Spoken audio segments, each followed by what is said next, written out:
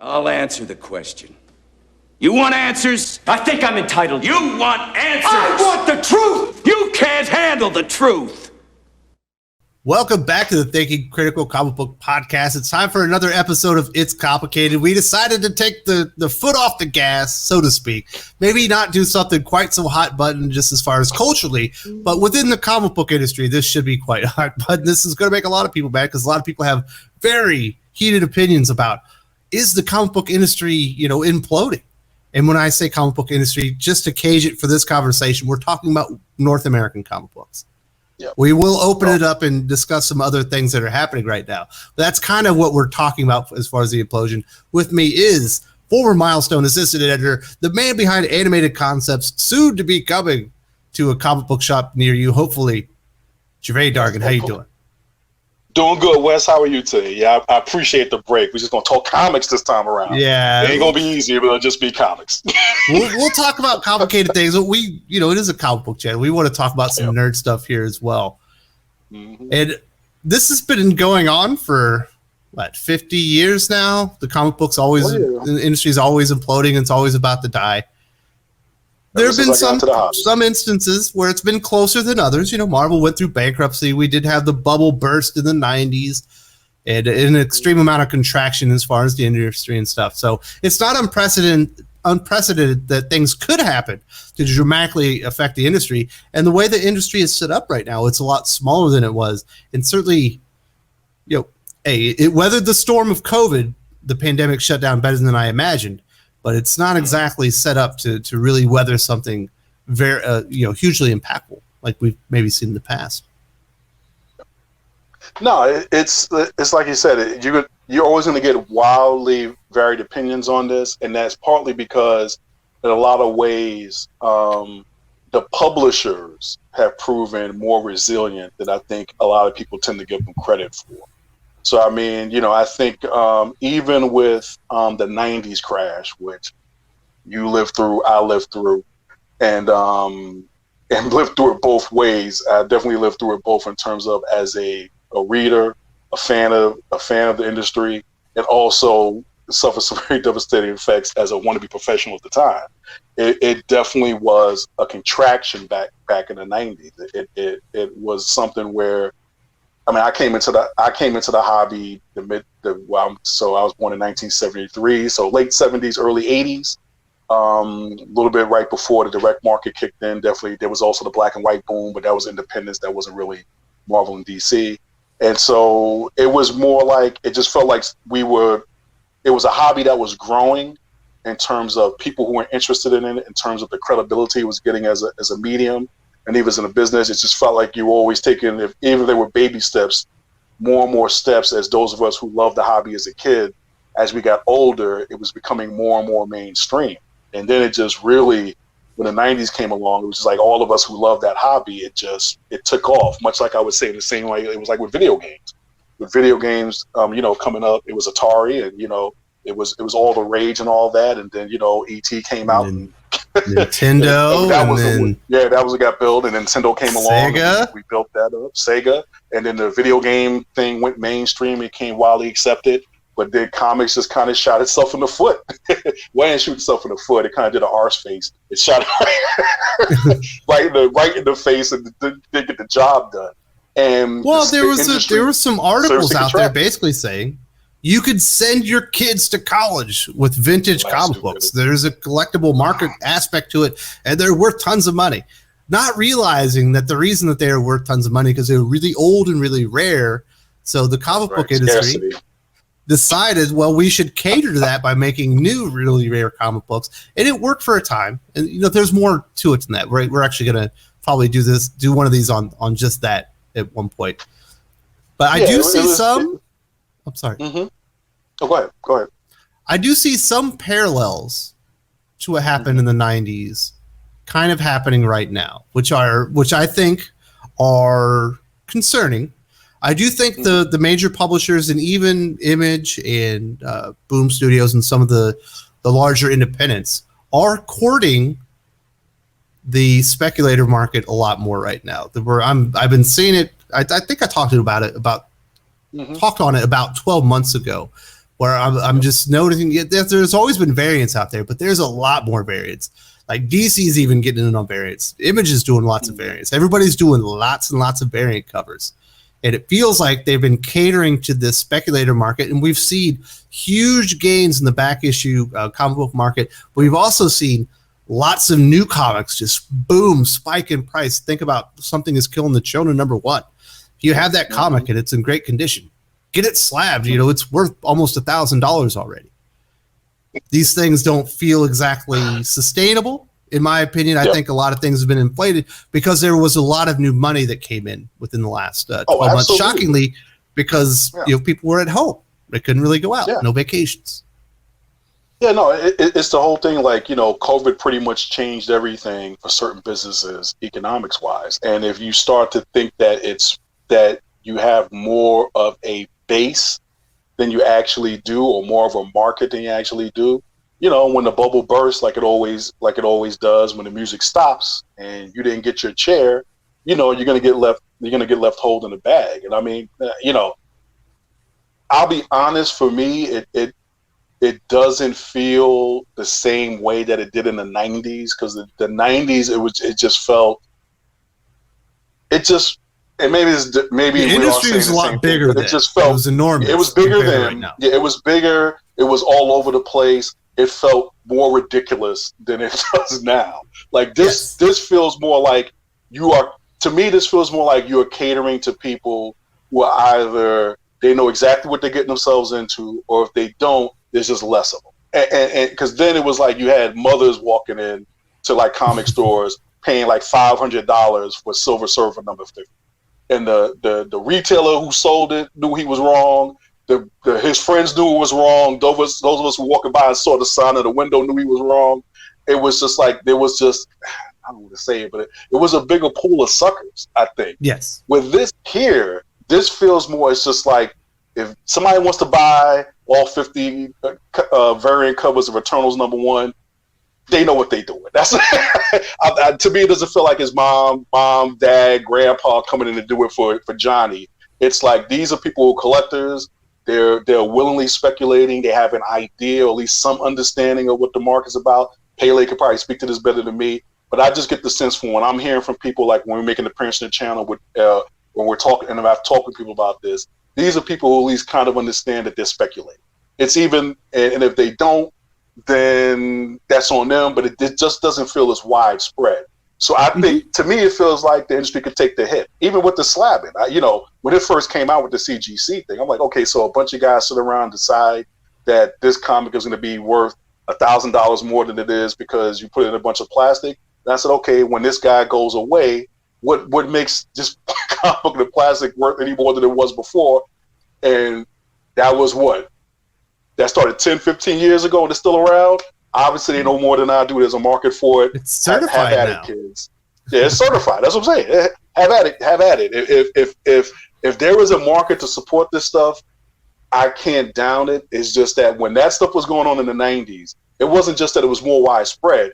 It was literally gimmicky. It was just like every freaking gimmick they could think of. Like, and some of them I love. Like, there was a book called Protectors that was put out by Malibu, where there was a death of the character. They did a die cut cover where it was basically a bullet hole through the guy's chest. It went through all the pages of the book. Is it I was like, all right, go. Yeah, exactly. Ghost Rider with the glow in the dark cover. I thought that was actually cool and appropriate for the comic. But then when it's like Havoc getting a glow in the dark cover on the X Factor book, that's when you start going, okay, guys, wait a minute now. Now the gimmicks aren't even appropriate to the book or the concept or the character. So trading cards and every polybag trading cards or every book was one thing, but it was just like there was just so many gimmicks that it was just like it was too much. And now it's just like they're just doing a bunch of variants. They're slabbing the books.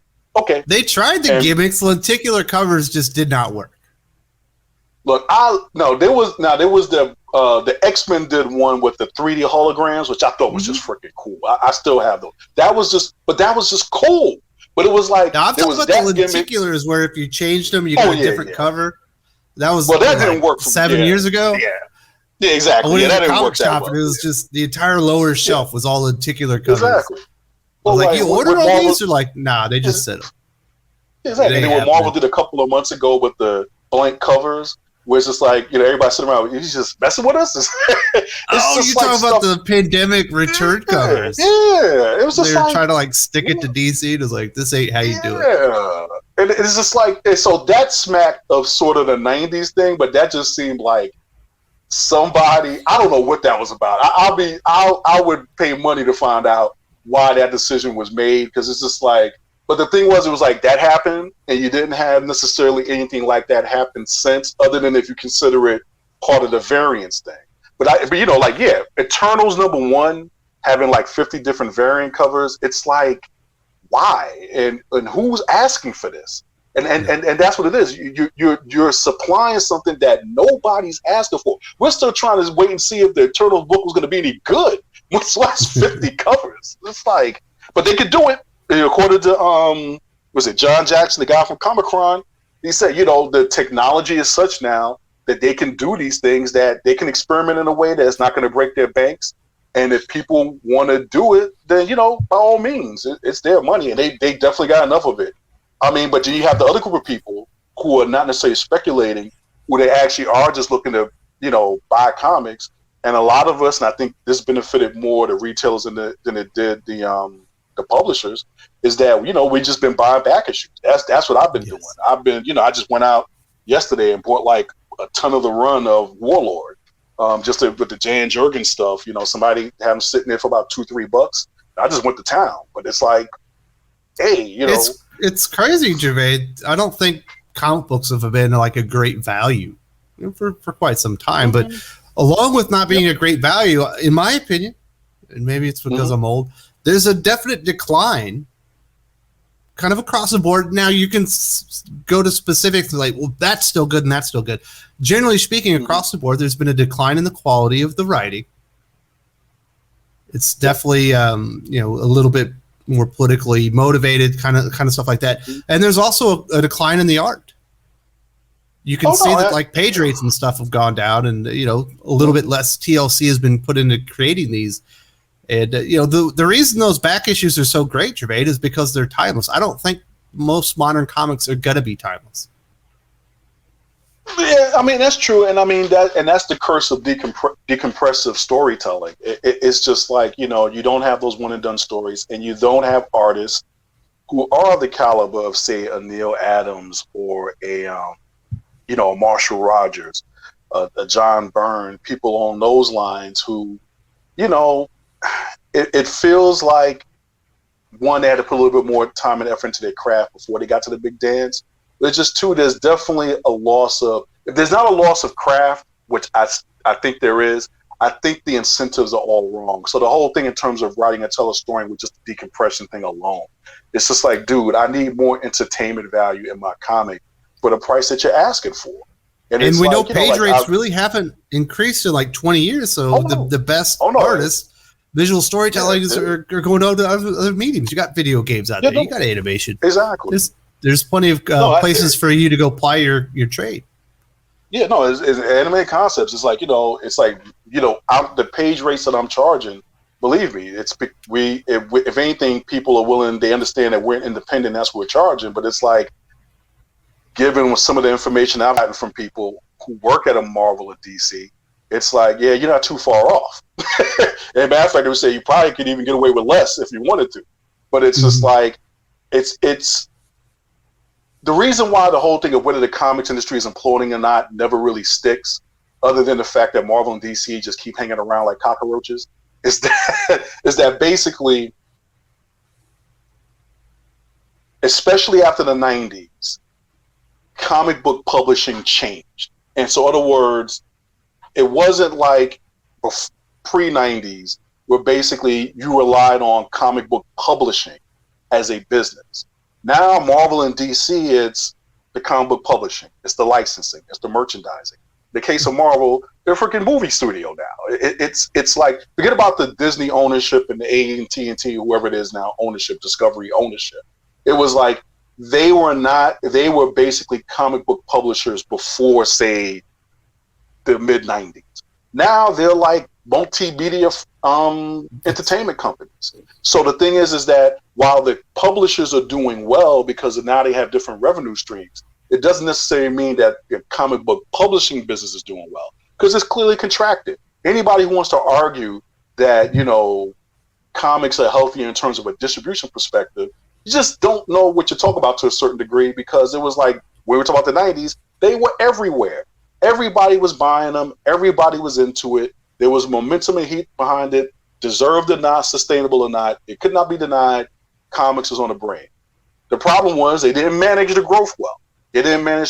So if you knew, as some of us figured out knew, that because of a Barron's article, like you said, when somebody said that Superman #1 is this is that, and no one did at least a little bit of economics 101, said, but that's because of scarcity, then you would not have had the growth you had in the 90s.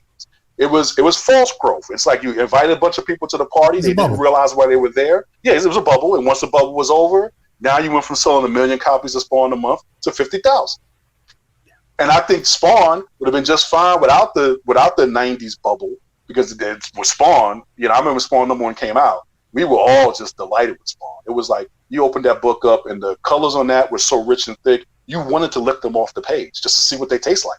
But it's like now, it's like you look at these books, some of these books now, and it's just like storytelling is not that good. Sometimes the art's not that good. It's way too much money. It's just, there's all these things where, like, unless you're a true hobbyist and fan of it, it's like, why am I really doing this? And it's definitely not bringing other people in necessarily. So I mean, Jermaine, did you see what Marvel is doing in October? Their solicitations. Multiple #1 issues, $6. Look,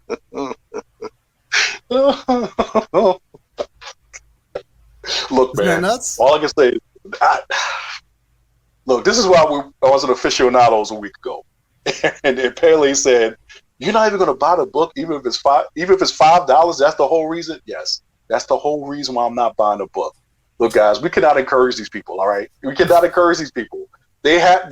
If you guys, I'm telling you, if you buy these #1 issues at $6, it's over. They're pricing themselves out of their own market. Yeah, they're not going back. They're not going to go back. If you guys do this, is going to be they're not going to go back. The norm. $5 is going to be the norm for a comic book, and $6 is going to be the norm for a new comic book or a special. They're not going to go back, guys. It's like right now, there's a bunch of series that I like. Like I like the writer and artist. I'll use one example with the Marvels with Kurt Busiek and Yildiz Sindri, I think the name is, or Sindri. I like them. I skipped #1 because it was $4.99, and I got 2 and 3 because they were $3.99. And that's what you guys have to do. Wait for the flash sale on Midtown Comics. # Midtown Comics flash sale. Just wait on the #1s. Do not encourage these people. Because once they go to $4.99, they're not going to go back. And if you don't believe me, just remember this. Remember way back when, it's probably about the time I got to Chicago 10 years ago, when the prices went up, the cover prices went up to $3.99, and that was supposedly because you were getting a $2.99 print comic, and the extra $1 was for the digital. So Marvel, God bless their souls, with their $3.99s, they've kept that going. But guess who didn't keep it going? DC. You remember when DC had the digital combos, and you were paying the $3.49? DC stopped offering digital in their comics, and that cover price never went back to $2.99. I've been paying $1, 25% more for a DC comic for less content for the last 5, if not 10 years, because that's how this is going to go. So you guys keep buying these books at $4.99, and you keep encouraging them. They're going to go to $4.99. All the new releases are going to be $6.99. Batman comics will be $7.99, if not $8.99. Well, here's another issue for the longevity of Main Street Comics here. Nobody's doing anything new. Almost everything happening within Marvel and DC are regurgitations or outright reboots of stories that have already been told. Like, what is the point of making any of these comics anymore if you're not going to do anything new? And thereby doing something new is just what is something new? It's nothing. I guess Matt Murdock's in jail. I think we've seen that before. Well, one theory that I heard from one friend of mine who talked about this, he says that now he attributed this going way back to Roy Thomas, because I actually asked him something along his lines, and he said that Roy Thomas apparently is allegedly, don't quote me on this, don't hold me up in the, don't sue me for defamation, is that apparently he was telling some creators at the time, you might want to watch creating all these new characters for the company. Because at that point, this stuff starts showing up in cartoons, starts showing up on television. And it's like, you're going to create all these new characters, basically all this new IP for these publishers, and you're really going to get next to nothing other than what, you get paid to do the work, because it's work for hire and you got no rights. So maybe now we're just seeing this on steroids. These guys just realize, look, I'm just here at Marvel and DC to get my name out in a bunch of front of fans. Why would I create brand new characters that could spawn multiple licensing and merchandising opportunities when I'm not going to get, the lion's share of it? So I'll just come here, change the story up a little bit, rearrange it, get my name out there, get on a bunch of websites everybody knows I am, then jump over the Image or just go on the Indiegogo or Kickstarter and then make some real money with my original IP. And that's one I think while I don't agree with it, it's perfectly reasonable. It's rational. Why Kevin would you Feige's going to notice eventually. Every year we do an Infinity Gauntlet story. We've already made that damn movie. Every year we do this. We've already made that movie. Feige's what's the point of making these new comics if we're not going to have new stories? We could just be printing the old stuff. Well, they could, but then what you do is you reduce your freaking publishing output. You provide some real incentives in terms of page rates and royalties and all, and creative participation and all that good stuff, and then see what happens. If they're still regurgitating them, here's an idea. Fire them and hire somebody else. It's like, guys, you look. I'll say this much: I'm not gonna be against lazy creators, quote unquote lazy creators, when we've all understood there's no incentives for them to be killing themselves creating what could be the next great IP or IPs for the next 20 to 50 to 100 years going forward. It's like if one more creator gets on Twitter talking about, it's like that $3,000 check that I get helps me to pay my bills at home, and it's always like, some comic book creator is on the by and large perpetually broke, then it's like, why would they go above and beyond for now what are multinational freaking conglomerates? It's like they're just sucking up all the money for themselves. How is it that people keep telling me, oh, comics are doing great, it's a 1 billion, 2 billion, 3 trillion business, and then you got guys who basically, when I'm throwing page rates at people, they're telling, okay, this is the page rate of animated concepts for everything we're basing on the page. It's $100. I'm being told that's pretty much right on the money. That's pretty much, unless you're like Van Sciver or something, that's what you can charge an artist first coming in. And when I'm talking about $100 a page, that means I'm not breaking it down by the creative team role yet. I'm talking about $100 spent on the whole entire page. That rate is literal. What would have been the proposed union rate from what they were proposing, I think it was the Comic Book Artists Guild back in 1973, I think it was. And we're surprised that they're regurgitating Heroes Reborn or something like that. Of course, I would too for that kind of chump change. And at least in animated concepts, we try to say, look, we know we're starting off with scrappy upstarts, and and the chance of us making this work is like a cajillion to none. But the simple fact of the matter is, it's like we're saying this, and here's some creative participation, here's some royalties, and even the creators laugh at us in that sense. It's like, well, yeah, you offer me something that you have a snowball's chance in hell of pulling off. But the simple fact of the matter is, I don't know what they're offering at Marvel, but there's no way that me in my bedroom or garage anime concepts should be offered a page rate anywhere near whereas at Marvel and DC. And then we also know the other phenomenon that should at least indicate there may be trouble in paradise. Like I said, Marvel and DC, for the first time in the 30 to 40 something years I've been collecting comics, went up on cover price before the indies did. They went up on cover price before the indies did. It's crazy. Now, I don't know what that is. These are all signs that I'm seeing that they're all signs of the apocalypse. It feels like there might be a little bit bubble, not quite the size in the 90s. It feels like the creative quality has gone down. There's not a lot of new things happening at the big two. Now, there is a positive side. There are some positive sides. Mm-hmm. We're seeing record sales at some indies. Specifically, Image Comics is having really good sales, not Spawn 1 sales, but really good sales considering their modern times. Boom Studios is really kicking butt and taking names. And it feels like if anything implodes, it might be the big two, and the indie comic scene just kind of replaces it. Because it doesn't feel like they're going anywhere, and you're seeing a better effort and more quality stories coming out there, in my opinion. But I'll say this. Honestly, it's like while that is all feasible, I honestly, after the 90s, that was a near extinction level event. That was for Marvel to be declaring bankruptcy. And bankruptcy didn't even then necessarily mean that Marvel was, not a viable business. It just meant that they had all this debt. They couldn't afford their debts, yes. They couldn't afford to carry anymore or pull off.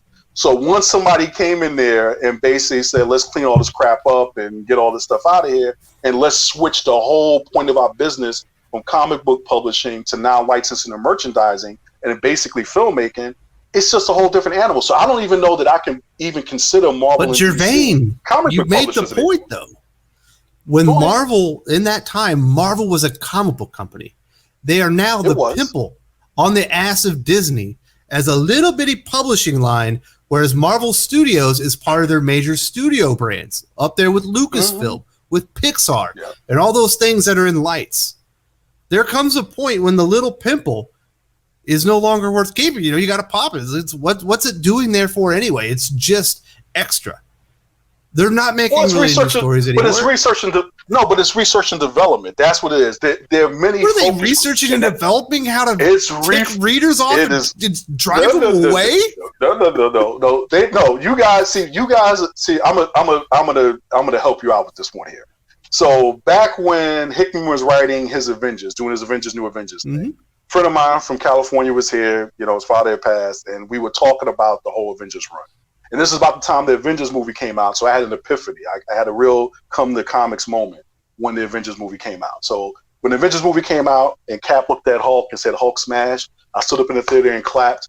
At that moment, any connection I had to Marvel and DC as a fanboy was laid to rest peacefully that day. I put the dirt over it and moved on. Because I realized my job as an ambassador for comics, and particularly the superhero genre, was done. Then when I started reading Hickman's run with Avengers and New Avengers, where basically all the heroes were villains and the villains were their best friends and all that kind of stuff, my friend said something that was very poignant and profound, and I hope this will help everybody out there in the Thinking Critical audience. They are not making these comics for us. That's what it came out to. They are no longer making these comics for people who love the superhero genre and what the superhero genre was up until about 2000, maybe the mid 2000s. Our time is done. Whoever they're making these comics for now, we talk about this in the aficionados all the time. This is a whole new animal, kid. And all they're trying to do is they're just trying to see, based on us, what we'll put up with, what they can then feed to the mainstream audience. Because they figure they can get it past us, or at least we're dumb enough to give them $5 We're a control group for it. Exactly, we're a control Here's group. The placebo. You have a good guy. Exactly. Here's the real pill. Take it away. That's not the one. Exactly. It's like when you guys were talking about the Masters Universe Revelation thing or the Fish Dolls yesterday, which was hilarious, by the way. It was a great conversation. But it was like, I get it, guys. I love Masters Universe. I love He-Man. I was thinking finally we're going to get a complete series, because now the next question is built for it, where it would be the Masters Universe we all dreamed of as kids. And the thing is that they weren't even thinking about that, son. They were like, at the worst case scenario, they'll see Masters Universe, and those old fools will come running in to see what it is. That's all right. We'll hate watch, or we'll just come in, come on, disappoint me. I'm just waiting for you to disappoint. And then they're just going to see, another stick around with Tila as the lead, and if we'll drag along our friends, or if just by the mere fact that it is on being promoted on Netflix. How many times can we kill He-Man in his own show? That's all. And all I wanted Masters of the Universe show without He-Man being in front of it, because I always thought that was dumb. I always liked the Masters Universe more epic, more grand, included more people. He-Man's a lead character, but can we get like a really well animated series that tells the story that was always intended, and get one, and without getting canceled 3 seasons in or halfway through the story or never finish it up, and then I can go and die peacefully. That's kind of what I'm getting with Transformers, with the trilogy thing on Netflix. And I'm good. I'm glad. That's what we thought was going to happen, but that's not going to happen, because somebody is sitting there and going, nope, we're not writing for them. We're writing for this audience out there that we don't know what it is yet. But the only way we find out is that whatever we do here, if those guys don't like it, the control group, we must be going in the right direction. So, so we like as a there's collective, people at SETI that are just sending out signals. Eventually, an alien's going to show up. We don't know where they are, but they got to be out there. As a dude, it's like this is what happened with me in politics when somebody told me that it happens on both sides, and I refused to believe them. I said, no, one side is clearly more well-intentioned and better than the other, and my hopes and dreams and my get dashed when that whole Me Too and a bunch of other stuff came out. It's the same thing here. These people are not doing these things for us. We have to accept the fact that we now have to, as a collective, we have to move on. When I read on Twitter, when somebody sends me a tweet that says all black, cis black male writers have to go, they have to be expunged from the comic book industry.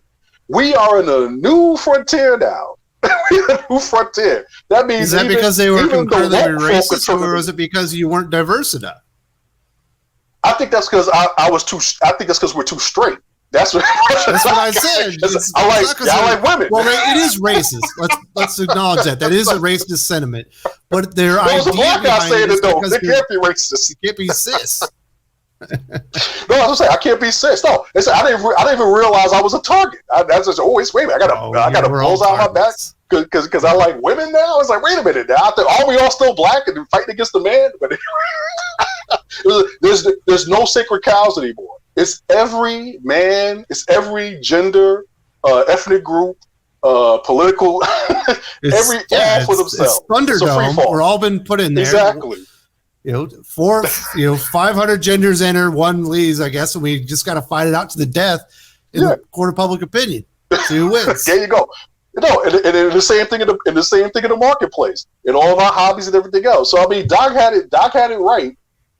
Doc had it right when he said it's like, they are basically ignoring who the fan bases are for these properties, for these books, and they're doing what they want to do. And the only encouragement that they keep getting is if we keep buying it. Now, look, I bought Mr. Miracle: Source of Freedom, and I'm not the hugest Norman Shiloh fan, but it's like what a little that I did read of Norman Shiloh. This guy is not it. This is a different guy. Something obviously happened to Shiloh. It's not a Norman Shiloh story. It's the writer's story using Norman Shiloh to get his point across. Oh my God! I was like, so again, I'm having a Me Too moment in comics. Where guys been telling me, look, this is what they're doing. I'm like, I'm going to end the Doc was right movement. It's somehow taking over Thinking Critical. Doc is a moron. But he was right. Doc was right. God. Doc was right, because I'm like, when I'm reading this, I'm like, who is this character? And I was just like, it was just like, there is a point of view for that, but to transpose it onto a character so heavy-handed, as has been said on many times on the channel before, heavy-fisted, so on the nose, it's just like, yeah, bro, you got to kind of ease me into that. You got to at the very least show me. You got to take me on a transitional moment. You don't get to touch me there. Yeah, exactly. You got to take me before you've been over the table. I mean, dinner. Yeah, exactly. But you got to show me a transitional moment that caused Shiloh to start thinking about that. Like, that's what you open the book with, as opposed to, this is Mr. Miracle doing another stunt, and now when he comes out of it, he's embittered against American culture and the way that it treats him because of this and that. And it was just like, yeah, just show me where he was sitting in his car one day and the officer didn't recognize him and he made him get out and, what was that scene from Crash? Him and his girlfriend, he's up against the car while the officer intimately searches his girlfriend, and that's what turned him. And then he has to save her at the end. You can tell she'd rather die.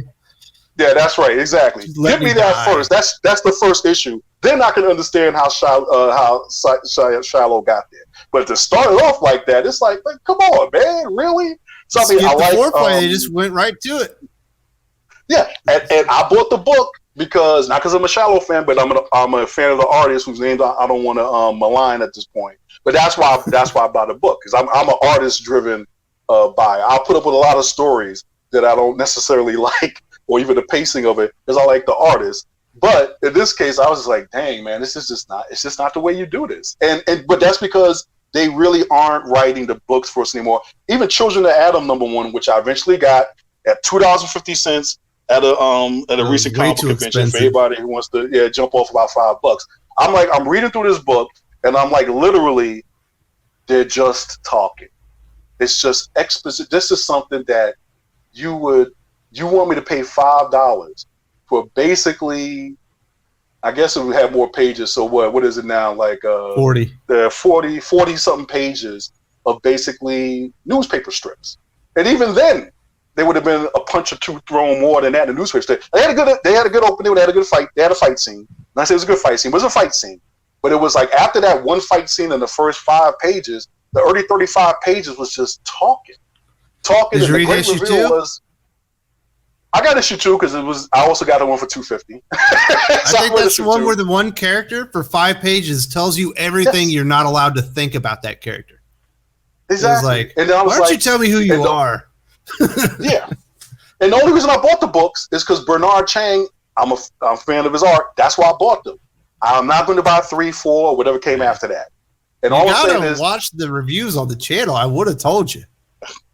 oh no, I definitely watch reviews of the channel and I stay away. You guys still couldn't convince me to get Better Ray Bill #1 because I'm like, nope, I'm not doing it. I love Daniel Warren Johnson. It's a real revelation for me right now. Him and Dave Watcher over at Iron Fist, but I'm like, I can't do this. But the thing is, they're not making this more. So to get back to the question of is the industry imploding, much like the diversity question, it depends on what do you mean by industry. And if you mean in terms of the purely publishing sector of the industry, all I can say is I would agree that Marvel and On the DC brink, can be. Yeah, they might exit out. It's just they have enough money now that basically they can just But pretty they're much do part what of they these want. mega corporations. There's still a bottom line. Well, You that's what I'm still have saying. to produce results. And if one day No, DC, you don't. or I'm sorry, Disney, in 2 weeks says, you know what? We don't need to publish Marvel Comics anymore. They won't publish Marvel Comics anymore. They're not a comic book company. And the same thing with DC Comics as well. But there's a light on the end of the Disney tunnel. bought Marvel. Disney bought the Marvel like indie over scene- 10 years ago. Yeah, in the indie scene, it's not going away. It looks like it's getting bigger. People are realizing that the big two are kind of full of dreck right now. They're changing their view. We also have another option that's come up. I think a lot of people will be shouting from the rooftops. I'm more skeptical of crowdfunded comics than some other people, but it's certainly given people an avenue to where maybe you're unpublishable just because of whatever. You can go publish your own comic books now. People can go out there and pay a premium for whatever comic books that they want. I don't think crowdfunding is the future, but I do think it's part of the future, Gervais. Oh, well, no, I agree with that. I mean, with my marketing team, we met and we talked about crowdfunding, and one of the guys asked me how do I look at crowdfunding. I said, I look at it the same way as I look at NPR or PBS. It's fundraising. It's like, now some people get on me about, well, he supports Marvel Comics. No, I don't. I buy Marvel Comics. There's a difference. I don't support Marvel Comics. I buy Marvel Comics. Now, with a crowdfunded book, if some of y'all putting the crowdfunded books out there, I'm supporting. Because if you honestly think, look, I love Sean Gordon-Murphy, love the whole Batman White Knight verse. But it's like, for me to get these comics that I'm getting, I had to lay out $40 up front. Now, and the reason why I laid out the $40 up front between the book itself and the 20 was just the shipping and handling. And that's not a knock to not support Sean Gordon-Murphy's plot holes. Matter of fact, I encourage you to do so, because at least his end goal is to provide you with all the content that basically, once you get each book, it should basically cost you $250. So basically, and I'm all with that. That's the price point that I want to push anime concepts. That's why I think the industry should be going to, at the very least, have a mass market product that is that's affordable and that people can sample. That's the reason why I put up $40 to support his project. But the simple fact of the matter is that's not a viable sales channel at this point. It just isn't. But it is a viable fundraising channel. And I agree with you. I think that once you get away from the big two, so in other words, I don't think you can consider the big two publishers anymore, comic book publishers anymore. They're not. Perch was right. You are wrong if you're coming into the comic book industry now as a publisher to compare yourself to the big two. Those guys are operating on dynamics that basically it's like the Twilight Zone for them. They're high all the time.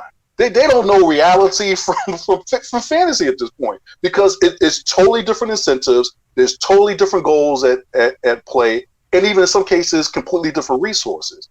But if you get down to the brass tacks of it, where you're talking about, can you get into the direct market, even though Marvel and DC dominate that, at least with crowdfunding, you can at least say, hey, I'm trying to do this, get enough money up front to at least make a stab at it. But if you're treating it as a sales channel in the beginning, you're fooling yourself.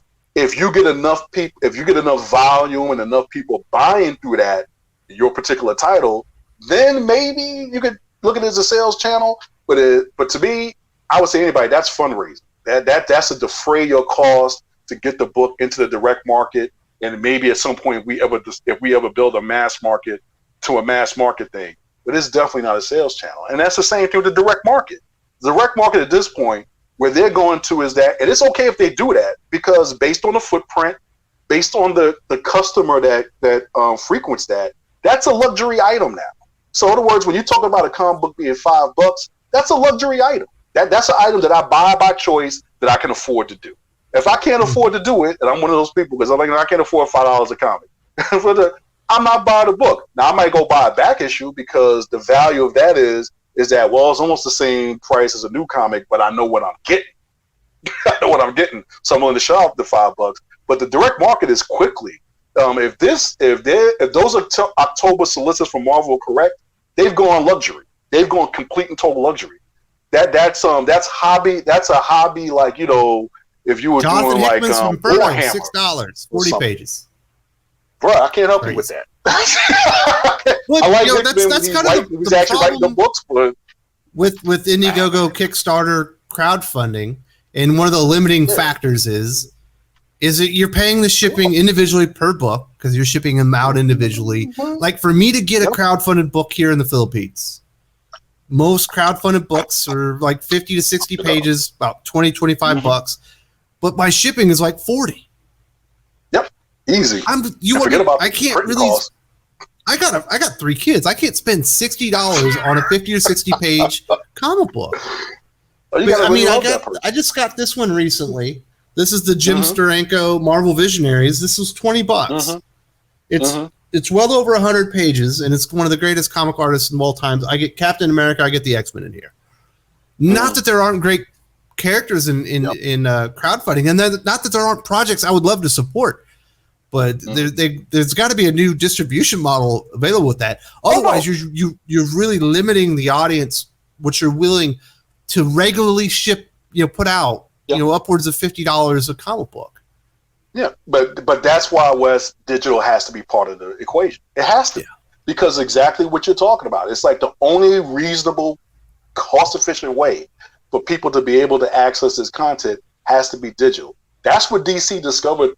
That's what DC helped me discover a long time ago, and that's why I changed my mind on the way digital comics were going to be priced for animated concepts, which is the same as a print copy. It's that because of storage being one, but that's a personal choice. But basically, accessibility, accessibility, it demands that digital be part of it. So that's why now, because you got me excited. You made me a quick convert to this blockchain stuff. That's why comics as NFTs is going to be another part of that equation. Because now, for guys like you who basically say, look, I can't spend $1,000 to get your one graphic novel, whatever, but if I can buy this graphic novel as a digital, an NFT, and I get the benefits of collectability of like, there's literally a 5,000 print run, or in this case, a mint run, that it's like, now you're scratching, I get the content, and I get the collectability, the hobby part. I might not get the physical thing, but if I come into some crypto money, or we have COVID 3.0, and I get some more money from the government, now I might spend $1,000 to get this book. But that's why digital is definitely part of the future. And I'm telling you, if it may be a bit, but I'm willing to bet hard money, is that now that with this NFT stuff, it's like digital has become so much more of a viable option in terms of being part of the overall distribution and just the product, and part of the product output of the comic industry. Now it just becomes a question of preference, and that's ultimately going to determine it. Is that once we old farts die out, who actually like the feel of the page in our hands and want to hold the book or have it up on our shelf. I still think there will be a group of that, but the clear growth is going to be digital because now you have the collectability, you have the scarcity to it, and you already have things in place to distribute it. Now it's just a preference issue. People are going to prefer to read these books as digital as opposed to print. And that just has an entire generation that the way that they consume entertainment is a subscription model based entertainment platform like Netflix and whatnot, Spotify, kind of stuff like that. And eventually comic books will get there. I think by the end of next year, DC or Marvel will have that subscription service that's somewhat competitive with Shonen Jump. It won't be there yet. Well, let me ask you this then, because I mean, I saw Purchase video where he's talking about the advantage of manga, and he's right. The advantage of manga is that DC has just as much. DC and Marvel have just as much content, I would argue, as manga does. Yeah, but I guess they got more recognizable characters. They got a lot of stuff going for them. Yeah, a lot of stuff. So my question is going forward, because I get it with the whole if you're reprinting stuff from the past and offering a subscription. But even with a subscription model, if these guys don't figure out the production cost on it in terms of comics, since they're so labor intensive, does a subscription based model, is that actually viable? Well, yeah, as long as you get enough subscribers, that's the key. What's the price that brings in, 3 million monthly subscribers? Yeah. I mean, or that they pay, they don't think about it. Yeah, I guess for me, it always comes down to the thing is that I understand what you're saying when it comes to like the way people consume it. Like my kids consume digitally, but they consume basically stuff that is video based. I haven't really seen them consuming stuff that is or what would be considered print based. Let's just say books. Like they seem to prefer reading books. So that's why to me, when people talk about the preference thing, it's like to me somebody saying, "Oh, digital's going to take over video games." Yeah, of course, because other than the delivery device, the way I always consumed it was on a screen, pressing buttons on a controller.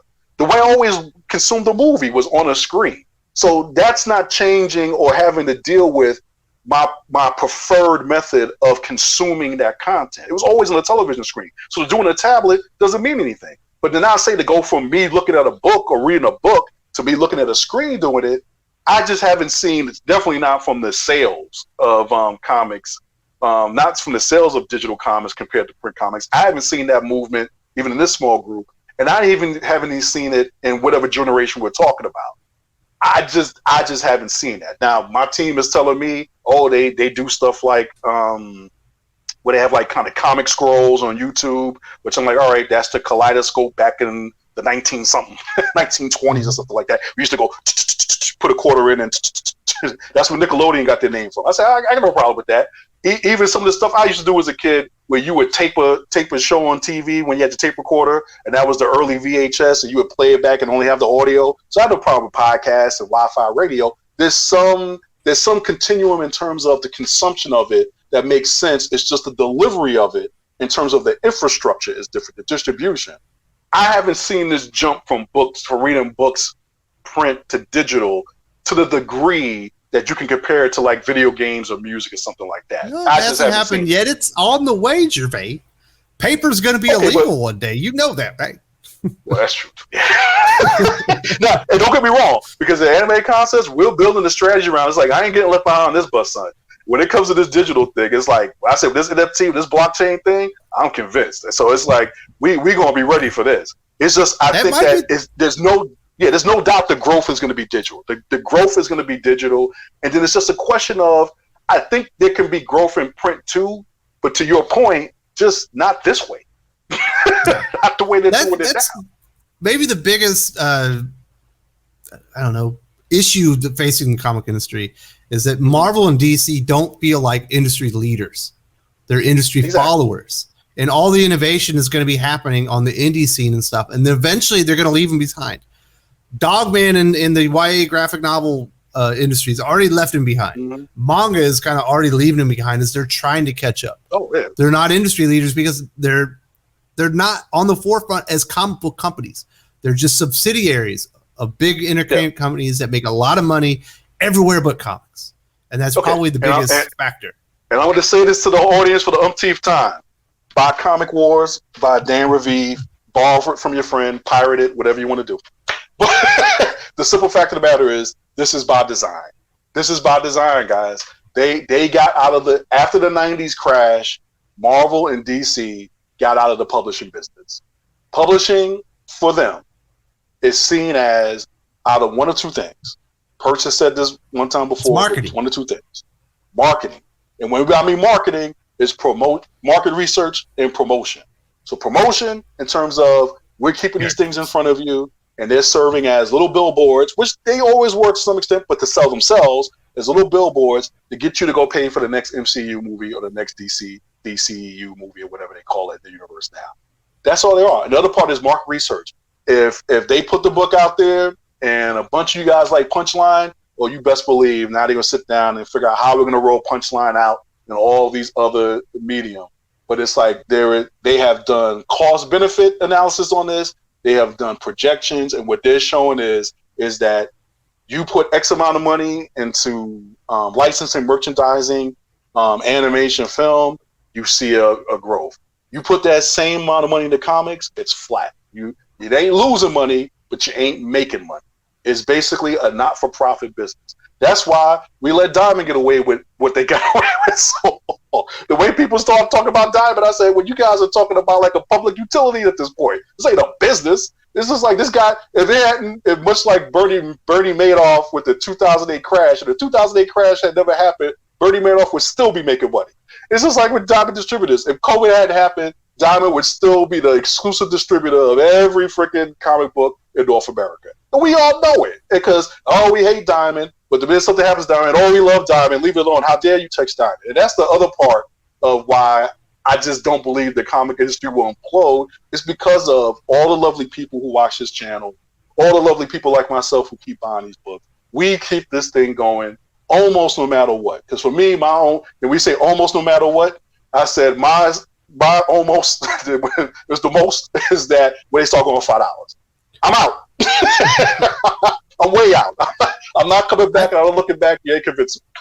I'm with you. I think implosion's the wrong term. The comic industry is in transition. The big two are less important than they've ever been. And you mentioned that one of the reasons that the comic book industry has been resilient are the customers. The other reason are the retailers. They've been through the 90s boom. A lot of them did. They've been through the pandemic shutdown. They went through a lot of things. They went through the Marvel bankruptcy and uncertainty and everything. And they found a way to keep it going. And without them, Marvel and DC would be nothing. They're the ones that this is not look, and I want people to think, because sometimes I think when we talk about this, it can come off like we're downing people. And I just want to say this. I'm not downing the fans. I'm not downing the people who love this hobby, who love this medium, and as an effect love this industry. It's a commendable thing. It's because we love this medium so much, because we love these characters so much, because we love the stories that we've had to enjoy. There is a real feeling of not just loyalty to it, but just a real feeling. It fills a void, a hole in our lives. We enjoy it. Yeah, exactly. It's a personal investment. We enjoy it. And these guys who have been the retailers in this thing, every last one of them should get a Lifetime Achievement Award and a pension from Marvel and DC. Because because the comic book retailers, the direct market retailers, from the time when they were IDs, independent distributors, up until they became local comic book stores, up until the time some became chain stores, these guys have been the best friggin' salesmen any industry could have ever asked for. Any industry could have ever asked for. Through thick and thin, whether the publisher's been formed or not, they have kept this hobby going for the publishers and, more importantly, for all of us. So I'm not saying that we shouldn't be proud of this brotherhood. I'm proud of it.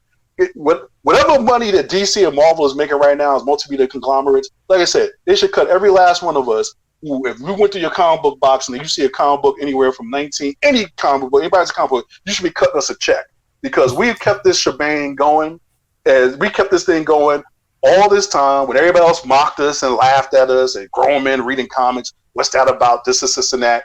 The reason why the industry exists the way that it does today, because through thick and thin, fans and retailers have kept this hobby alive. And Marvel and DC have basically, for all due respect, said, thank you for your trouble. We don't need you anymore. It's nice of you to do that. and in some cases say nobody asked you to do that. And now it's being handed off unwillingly, and I would even say in some cases disrespectfully, off to another generation. So that's why they don't even think enough that here's this old guy, 40 something years old, who's reading comics and on YouTube and this and that. Got 2 daughters who I've been saying all this time, they kind of go into comics, but they do what I do. There's a whole bunch of kids that I have some influence over. And I still have not gotten one text, email, tweet, message, direct message, or nothing from anybody from the Marvel and DC marketing department say, Dargan, how can we help you turn into ambassador? No, nothing. Nothing. I mean, does Marvel and DC send you free stuff, Wes, or any of the indies to help you promote all this stuff, and you're still going out of pocket? Exactly. So that's all I'm saying. I suspect the guy over at Variant Comics is doing very well in that department. But for the rest of us, noobs, schleps, no love at all. No love at all. Absolutely not. Always taking the lemons and making some lemonade. That is the comic book industry. So that's our conversation. Is the comic book industry imploding? It's complicated. Shocking. It's complicated. That's right. Shocking.